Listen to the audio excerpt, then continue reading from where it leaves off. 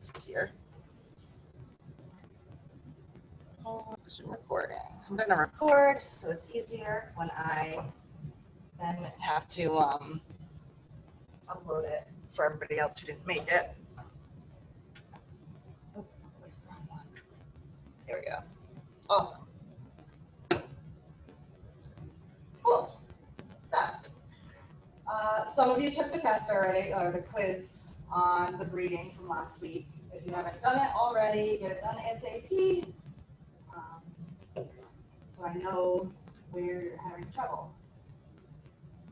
For those of you that took it already, do you have questions about the quiz or of course.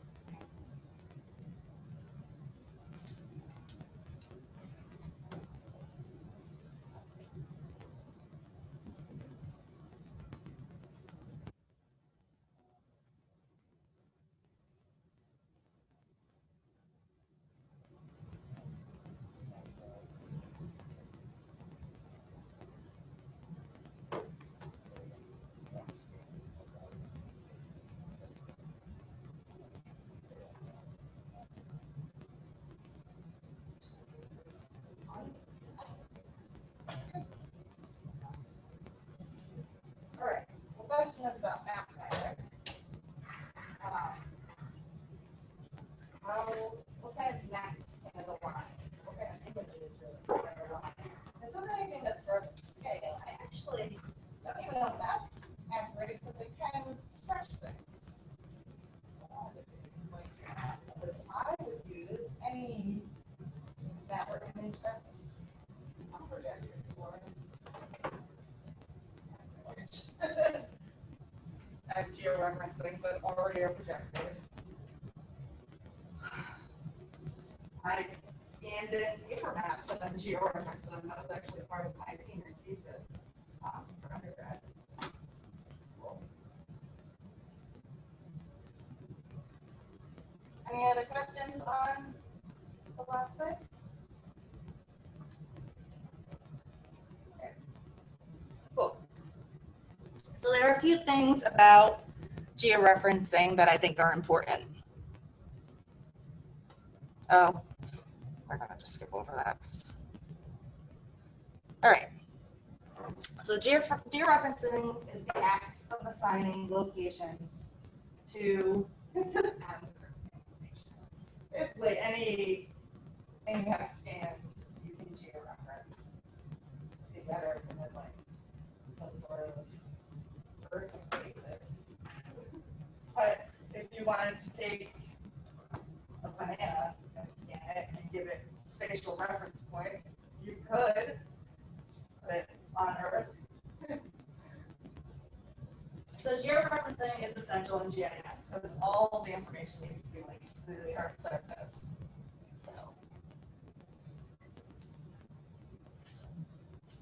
And the method of georeferencing must be unique, shared, and persistent through time. We'll go over the unique part of that on the next slide. So it needs to be linked to one location. You can't have, well, you can have bananas all over the Earth, but your one banana you scan can only be linked to one location. I don't know how I got on this analogy, but it's not good. It's shared so that everybody understands the meaning of the georeference. So you tell someone what datum you're using. You're saying what projection you're using. WGS 84. Here it is. This is where my datum is. It's also persistent through time. So your banana is always going to be in that location because you put the coordinates in.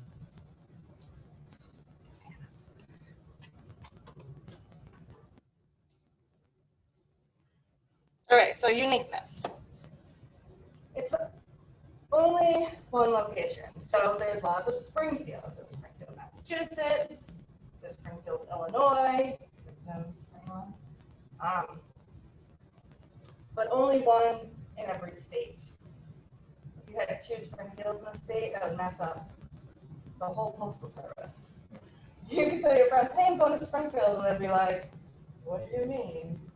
That happens with me in Portland all the time. They're like, oh, you're going to visit the West Coast? And I'm like, not even this, Portland, Maine. It's a couple hours away. Yeah. So the meaning of a reference to London or Portland depends on the context, since there's lots of different little Londons all over the world. There's a Berlin in Massachusetts, also a Berlin in Russia.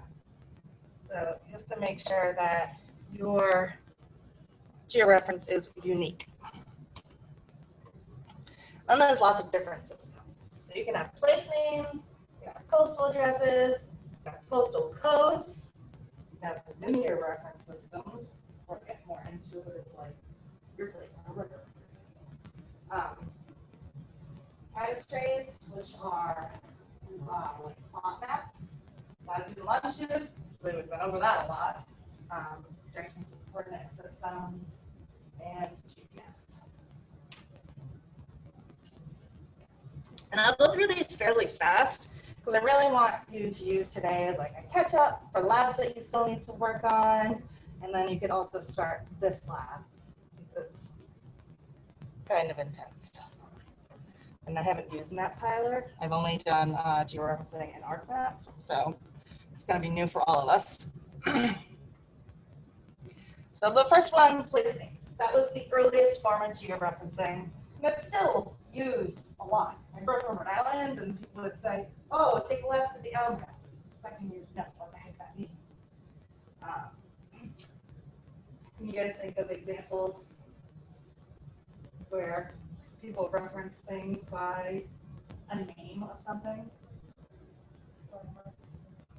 Landmarks, yeah.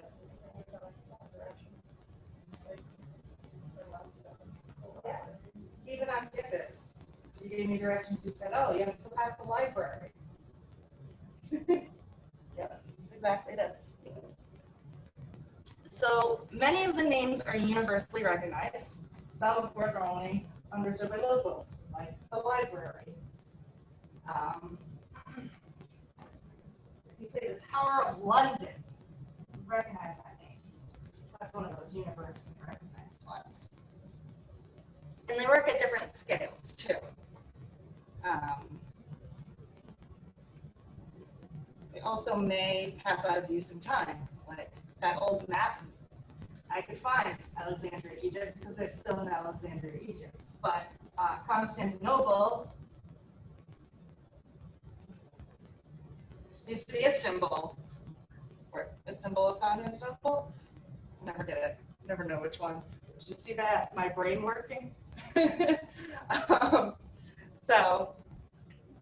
Names definitely may pass out of use in time. What we use a lot today, especially in the U.S., is postal addresses and postal codes. Other countries don't have this the same way. But every dwelling is a potential destination for mail. They're arranged along streets, and they all have numbers.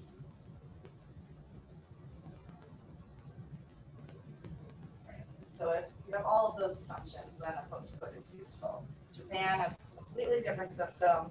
You can't say, go to 500 Washington Street and expect to show up at whatever 500 Washington Street.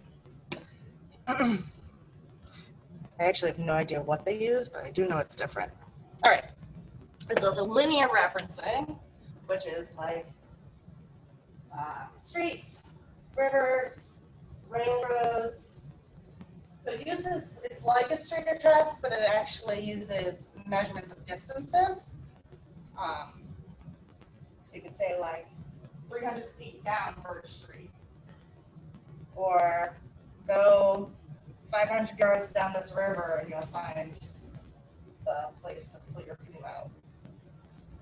So you can use linear referencing. You can also use these cadastral maps. It's land ownership in an area, and I wish I had a picture of one because they're really cool. I love old maps. This is an old style of map. So it's different parcels of land. You see them as flat maps now. They're not as pretty as the old style maps.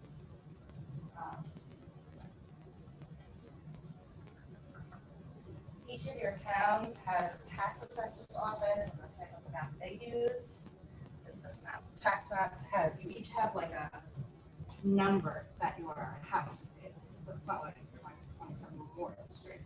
It's not that. My plot number is like 09-0158 or something. Nobody actually knows what it is.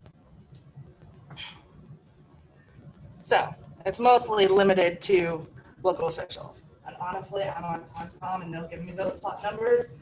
I'll have to pull up ArcMap and look up where it actually is. I don't know them. So latitude and longitude, we talked a lot about last week.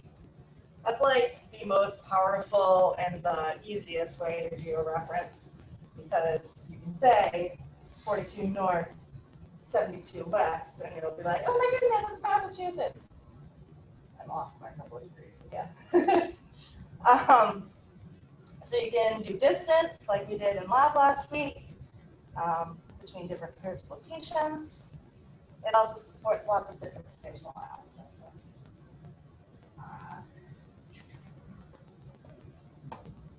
Yeah, we talked about how it's based on a Greenwich meridian.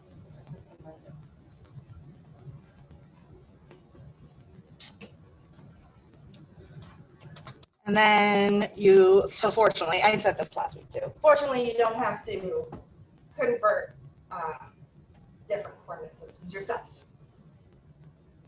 The ArcMap or actually Google Earth will do it for you, which is awesome. R has a package to do it. That's what it's referring to there. So an important vocab term is geocoding. That's when you take a street address and you give it the GPS locations. So when we map again, a whole bunch of street locations where people live, how they're loaded, and in order to actually do any spatial analysis, you have to geocode it. So put it into a location that's based on coordinates.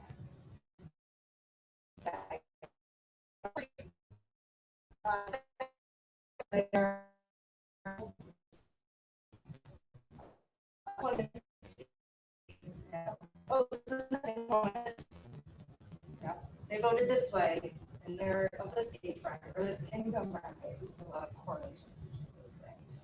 But the first step is geocoding that data in, because normally it's just an Excel spreadsheet of addresses.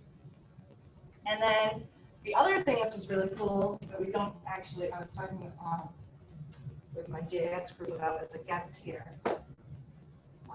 or who's that? Where you take a place name. So you could say the east side of Mount Monadnock, and it'll be able to take those words and convert them into coordinates. Now this functionality is not built into most GIS packages. It's usually an add-on written in a computer language that will be able to parse information, which is cool. So you take these big data sets of, say, plants, where people are like, oh, I found this in the meadow outside of Fitchburg, because that will automatically locate it, and then you can look at the phonology to see, if you got that type in there, like, oh, it flowered at this time. You can track that and stuff. Often, when you're looking at botanical things, it'll say, like, a meadow off of a road or something. So you have to do it that way. So that was a lot about georeferencing. What are your questions?